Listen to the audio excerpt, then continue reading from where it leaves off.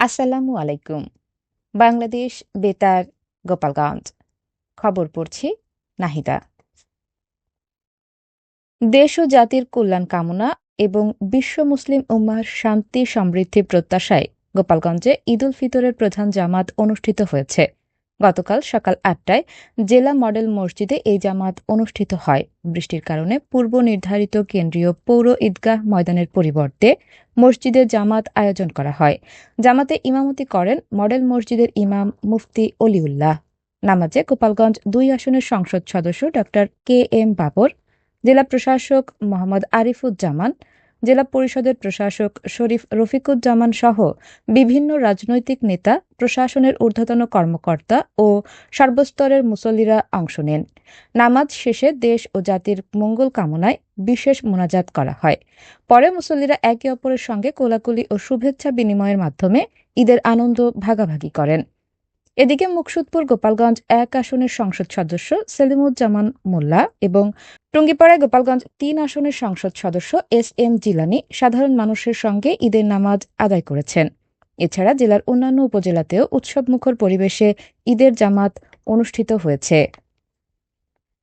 এদিকে ফরিদপুরের চানমারি কেন্দ্রীয় ঈদগাহ মাঠে গতকাল সকাল ৮টায় পবিত্র ঈদ উল ফিতরের প্রধান জামাত অনুষ্ঠিত হয়েছে। জামাতে জেলা প্রশাসক কামরুল হাসান মোল্লা সহ প্রশাসনের বিভিন্ন পর্যায়ের কর্মকর্তা, রাজনৈতিক ও সামাজিক সংগঠনের নেতৃবৃন্দ এবং বিপুল সংখ্যক মুসল্লিরা অংশ নেন। নামাজ শেষে দেশ ও জাতির শান্তি, সমৃদ্ধি ও কল্যাণ কামনায় বিশেষ দোয়া ও মোনাজাত করা হয়। দোয়া পরিচালনা করেন শাহ ফরিদ জামে মসজিদের পেশ ইমাম মাওলানা মোহাম্মদ আবুল কালাম আজাদ।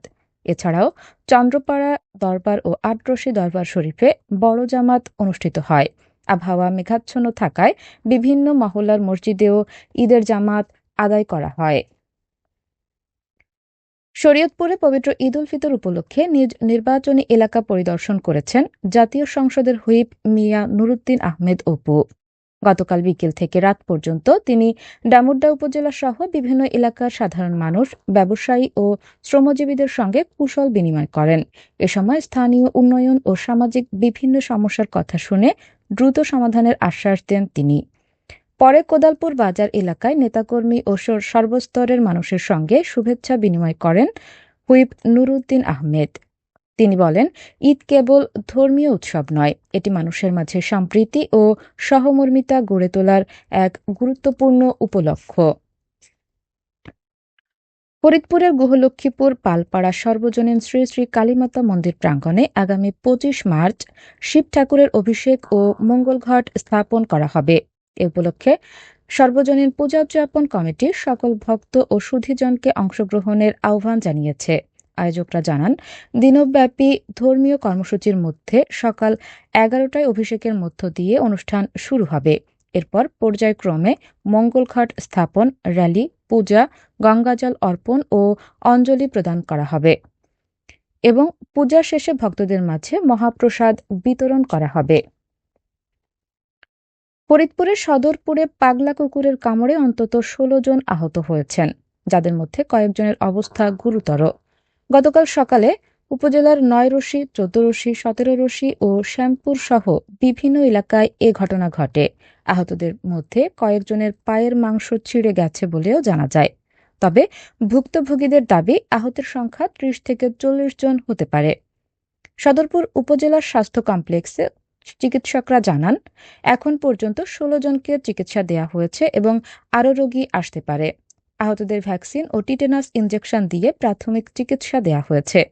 এদিকে বেলা ১২টার দিকে কুকুরটি হাসপাতাল গেটে এলে স্থানীয় লোকজন তাকে পিটিয়ে মেরে ফেলে। এতে এলাকায় স্বস্তি ফিরে আসে। মাদারীপুরের শিবচরে ঈদের আনন্দ মর্মান্তিক সড়ক দুর্ঘটনায় বিষাদে পরিণত হয়েছে। গতকাল বিকেলে শিবচর জাজিরা সীমানা এলাকায় বন্ধুদের সঙ্গে ভ্যানে ঘুরতে বের হয় শাহাদাত খলিফা নামে এক নবম শ্রেণীর শিক্ষার্থী নিহত হয়। স্থানীয়রা জানায়, বিপরীত দিক থেকে আসা একটি মোটরসাইকেলের সঙ্গে ভ্যানের মুখোমুখি সংঘর্ষ হলে শাহাদাত ছিটকে পড়ে গুরুতর আহত হয়। পরে তাকে উদ্ধার করে শিবচর উপজেলা স্বাস্থ্য কমপ্লেক্সে নেওয়া হলে চিকিৎসক মৃত ঘোষণা করেন। এ ঘটনায় এলাকায় শোকের ছায়া নেমে এসেছে। এদিকে নড়াইল সদর উপজেলায় মোটরসাইকেল দুর্ঘটনায় মোহাম্মদ রাব্বি মোল্লা নামে এক তরুণ নিহত হয়েছেন। এ ঘটনায় রোমান মোল্লা নামে আরও একজন গুরুতর আহত হয়েছেন। গতকাল বিকেলে নড়াইল মাগুরা সড়কের ধুন্দাপাড়া মসজিদ এলাকায় এ দুর্ঘটনা ঘটে। নিহত রাব্বি পৌরসভার রঘুনাথপুর এলাকার বাসিন্দা। পুলিশ ও স্থানীয় সূত্র জানায়, ঈদের দিন বিকেলে বন্ধুদের নিয়ে মোটরসাইকেলে বের হলে এক পর্যায়ে নিয়ন্ত্রণ হারিয়ে সড়কে পড়ে যায়। এতে ঘটনাস্থলেই রাব্বির মৃত্যু হয়। গুরুতর আহত রোমানকে প্রথমে নড়াইল জেলা হাসপাতালে নেওয়া হয়, পরে উন্নত চিকিৎসার জন্য খুলনা মেডিকেল কলেজ হাসপাতালে পাঠানো হয়েছে। তবে সঙ্গে থাকা আরেক আরোহী অক্ষত রয়েছেন। এ ঘটনায় আইনগত ব্যবস্থা নেওয়া হচ্ছে বলে জানিয়েছে পুলিশ। সবশেষে আবহাওয়া।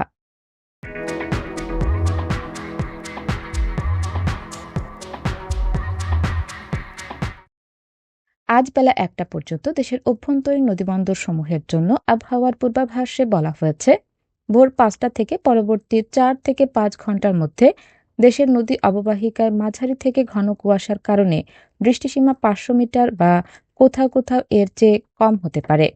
এসব এলাকার নৌযানসমূহকে সাবধানে চলাচল করতে বলা হয়েছে, তবে কোনো সংকেত দেখাতে হবে না। খবর শেষ হলো।